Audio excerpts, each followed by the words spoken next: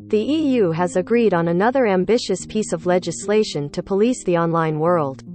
Early Saturday morning, after hours of negotiations, the bloc agreed on the broad terms of the Digital Services Act, or DSA, which will force tech companies to take greater responsibility for content that appears on their platforms.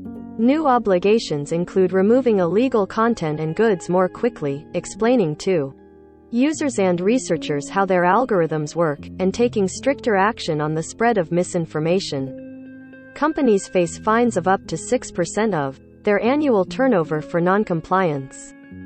The DSA will upgrade the ground rules for all online services in the EU, said European Commission President Ursula von der Leyen in a statement. It gives practical effect to the principle that what is illegal offline should be illegal online.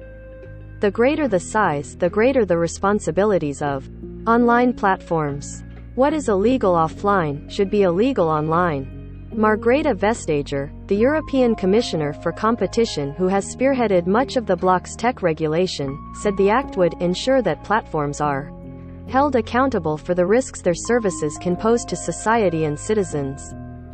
The DSA shouldn't be confused with the DMA or Digital Markets Act, which was agreed upon in March. Both acts affect the tech world, but the DMA focuses on creating a level playing field between businesses while the DSA deals with how companies police content on their platforms. The DSA will therefore likely have a more immediate impact on Internet users.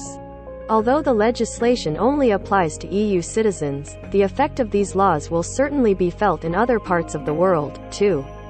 Global tech companies may decide it is more cost-effective to implement a single strategy to police content and take the EU's comparatively stringent regulations as their benchmark. Lawmakers in the US keen to rein in big tech with their own regulations have already begun looking to the EU's rules for inspiration. The final text of the DSA has yet to be released, but the European Parliament and European Commission have detailed a number of obligations it will contain. The DSA will, like the DMA, distinguish between tech companies of different sizes, placing greater obligations on bigger companies. The largest firms, those with at least 45 million users in the EU, like Meta and Google, will face the most scrutiny. These tech companies have lobbied hard to water down the requirements in the DSA, particularly those concerning targeted advertising and handing over data to outside researchers. Although the broad terms of the DSA have now been agreed upon by the member states of the EU, the legal language still needs to be finalized and the act officially voted into law. This last step is seen as a formality at this point, though. The rules will apply to all companies 15 months after the act is voted into law, or from January 1, 2024, whichever is later. Top of comments.